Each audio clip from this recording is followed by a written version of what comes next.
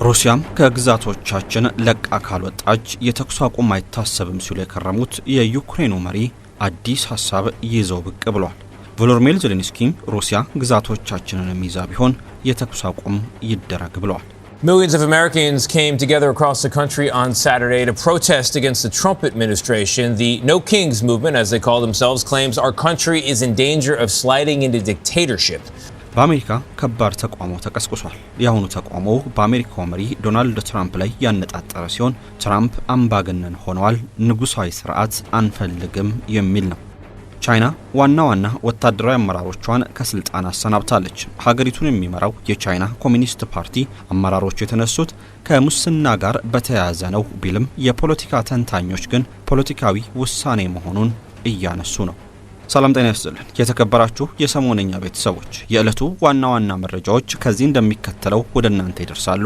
ላይክ፣ ሼር እና ሰብስክራይብ እያደረጋችሁ እስከ ፍጻሜው አብራችሁን ቆዩ።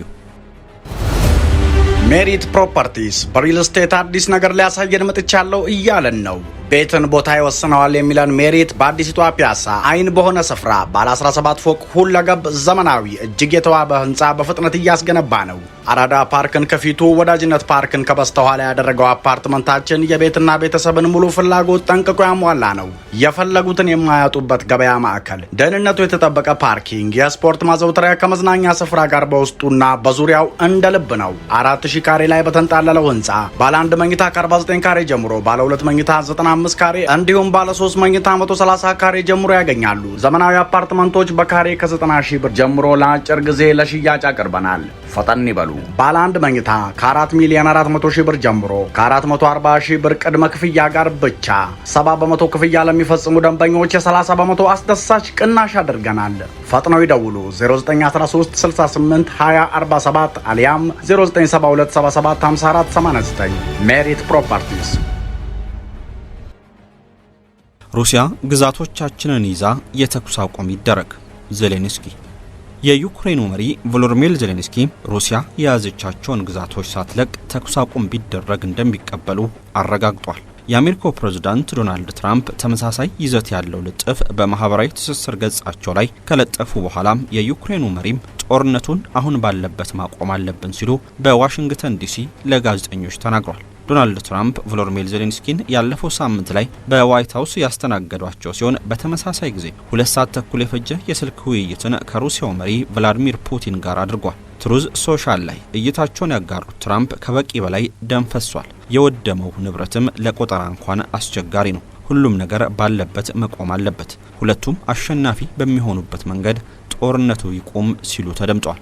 ሞስኮ ዩክሬን ከያዘቻቸው የሩሲያ ግዛቶች መውጣት አለባት፣ የምዕራቡ ዓለምም ለዩክሬን የሚሰጠውን ድጋፍ ማቆም ይኖርበታል፣ በዚህን ጊዜ ጦርነቱ ይቆማል፣ የተኩስ አቁምም ይደረጋል ትላለች። በተጨማሪም ሩሲያ ከዩክሬን የነጠቀቻቸውን ግዛቶች በመቀበል ዩክሬን ኔቶን የመቀላቀል ሐሳቧንም ሙሉ ለሙሉ መተው እንዳለባት ከዚህ ቀደም ይፋ አድርጋለች።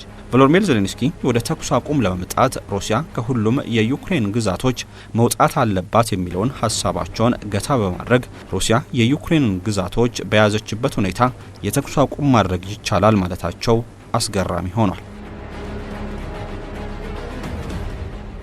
Millions of Americans came together across the country on Saturday to protest against the Trump administration. The No Kings movement, as they call themselves, claims our country is in danger of sliding into dictatorship. ዶናልድ ትራምፕ ተቃውሞ ገጠማቸው። አሜሪካን ያንቀጠቀጠው ሰልፍ። በአሜሪካን በሚገኙ ትልልቅ ከተሞች የፕሬዝዳንት ዶናልድ ትራምፕን ፖሊሲ በመቃወም በርካታ ህዝብ ሰልፍ ወጥቷል። ተቃዋሚ ሰልፈኞቹ አደባባይ ከወጡባቸው ከተሞች መካከል ኒውዮርክ፣ ዋሽንግተን ዲሲ፣ ቺካጎ፣ ማያሚ እና ሎስ አንጀለስ ይገኙበታል። በኒውዮርክ ከተማ በዝነኛው ታይምስ ስኩዌር የተካሄደው የተቃውሞ ሰልፍ ቅዳሜ ጠዋት የተጀመረ ሲሆን በሺዎች የሚቆጠሩ ሰዎች ተቀላቅለውታል። አውራ ጎዳናዎችና የባቡር ትራንስፖርት መሳፈሪያ ስፍራዎች መፈክር በያዙ የተቃዋሚ ሰልፈኞች ተጥለቅልቀውም ነበር። ተቃዋሚዎቹ ከያዟቸው መፈክሮች መካከል ዲሞክራሲ እንጂ ንጉሳዊ አስተዳደር አንፈልግምና ህገ መንግስቱ አማራጭ አይደለም የሚሉ ይገኙበታል። ከሰልፉ በፊት የትራምፕ አጋሮች ተቃዋሚዎቹን የግራ ክንፍ እንቅስቃሴ ከሆነው አንቲፋ ጋር ግንኙነት አላቸው ሲሉ ከሷቸዋል። አክለውም ለአሜሪካ ጥላቻ ያላቸው ሰልፍ ሲሉ ማውግዘውታል። ቅዳሜ ዕለት የተካሄደው የተቃውሞ ሰልፍ አስተባባሪዎችና የታደሙ ሰልፈኞች ዝግጅቱ ሰላማዊ ነበር ሲሉ ተናግሯል። ኖ ኪንግስ በመባል የተሰየመው የተቃውሞ ሰልፍ አስተባባሪዎች በድረገጻቸው ላይ ዋናው መርህ ምንም ሁከት የሌለበት ትዕይንት ህዝብ ማካሄድ መሆኑን የገለጹ ሲሆን ተሳታፊዎቹም ሊኖር ከሚችል ትንኮሳ ሁሉ ራሳቸውን እንዲያርቁ አሳስበዋል። በኒውዮርክ በሰልፉ ላይ የተሳተፉ የተወሰኑ ሰዎች ዲሞክራሲ እንደዚህ ነው የሚል ዝማሬ ያሰሙም ነበር። ሄሊኮፕተሮችና ሰው አልባ አውሮፕላኖች በሰልፈኞች ላይ ሲያንዣብቡ ፖሊሶችም የመንገዱን ዳር ይዘው ቆመው ነበር። የኒውዮርክ ፖሊስ በአምስቱም የከተማዋ አውራጃዎች ከ100 ሺህ በላይ ሰዎች በሰላማዊ መንገድ ተቃውሟቸውን ለማሰማት መሰብሰባቸውንና ከተቃውሞ ጋር በተያያዘ ምንም አይነት ችግር እንዳልተፈጠረ ገልጿል። በታይምስ ስኩዌር አንድ የፖሊስ መኮንን ከ20 ሺህ በላይ በተቃውሞ ሰልፈኞች በሰባተኛ ጎዳና ላይ መታየታቸውን ግምቱን አስቀምጧል። ባለፈው ዓመት ጥር ወር ላይ ወደ ዋይት ሃውስ በድጋሚ የመጡት ዶናልድ ትራምፕ ስልጣናቸውን ወሰን በማስፋት የፌዴራል መንግስትን አንዳንድ ክፍሎች ለማፍረስና የብሔራዊ ዘብ ወታደሮችን ወደ አሜሪካ ከተሞች በማሰማራት ከግዛት አስተዳዳሪዎች ተቃውሞ ገጥሟቸዋል። የአስተዳደሩ ከፍተኛ ሕግ አስፈጻሚ አካላት ጠላቶቼ የሚሏቸውን ለፍርድ እንዲያቀርቡም ጠይቋል። ፕሬዝዳንቱ የወሰዱት እርምጃ በችግር ላይ ያለን አገር መልሶ ለመገንባት አስፈላጊ መሆኑን በመግለጽ አምባገነን ወይም ፋሽስት ናቸው የሚለውን አባባል አስቂኝ ሲሉ ውድቅ አድርገውታል። ነገር ግን ተቺዎቻቸው በአስተዳደሩ የሚወሰዱት አንዳንድ እርምጃዎች ህገ መንግስታዊ ያልሆኑና ለአሜሪካ ዲሞክራሲያዊ ጠንቅ ናቸው ሲሉ ያስጠነቅቃሉ። ቻይና ወታደራዊ አመራሮቿን አሰናበተች። የቻይና ኮሚኒስት ፓርቲ 9 ትልልቅ ጄኔራሎችን ከስልጣን ማንሳቱን ይፋ አድርጓል። የቻይና መከላከያ ሚኒስቴር ባወጣው መግለጫ ላይ 9ኙ ወታደራዊ አመራሮች ከፍተኛ የሆነ የፋይናንስ ወንጀል መፈጸማቸው ማረጋገጡን ገልጿል። አብዛኛዎቹ ጄኔራሎች ባለ 3 ኮከብ ጄኔራል ሲሆኑ የሀገሪቱ መንግስት ማዕከላዊ ኮሚቴ አባላትም ጭምር ናቸው። የቻይና ኮሚኒስት ፓርቲ ጄኔራሎቹ ከሙስና ጋር በተያያዘ ወንጀል ከስልጣን ተነስተዋል የሚል መረጃን ያጋራ ቢሆንም የፖለቲካ ተንታኞች ግን ጄኔራሎቹ የተነሱት በፖለቲካዊ አለመግባባት ነው እያሉ ናቸው። ከስልጣን ከተነሱት የቻይና ወታደራዊ ጄኔራሎች መካከል የሀገሪቱ ማዕከላዊ ወታደራዊ ኮሚሽን ምክትል ኃላፊ ሂ ዎዲንግ፣ የቻይና ጦር ምስራቅ እዝ አለቃ ጄኔራል ሊ ዚያንግና ዋንግ ሁቢን የቻይና ጦር የሮኬት ኃይል አመራር ይገኙበታል። የቻይና ማዕከላዊ ወታደራዊ ኮሚሽን ምክትል ኃላፊ ሂ ዎዲንግ ከሁሉም ጄኔራሎች የተሻለ ስልጣን የነበራቸው ሲሆን ከፕሬዝዳንት ዢ ጂንፒንግ ቀጥሎም የሀገሪቱን ጦር የመዘወር ትልቅ ኃላፊነት ነበራቸው። የቻይና ኮሚኒስት ፓርቲ ከስልጣን ከተነሱት ጄኔራሎች ጋር ተያይዞ ባወጣው መረጃ መሰረት አብዛኞቹ ጄኔራሎች ከፍተኛ የሆነ ገንዘብ ሲያጋብሱ የነበሩና በሙስና ውስጥ ተዘፍቀው የቆዩ ናቸው ይላል።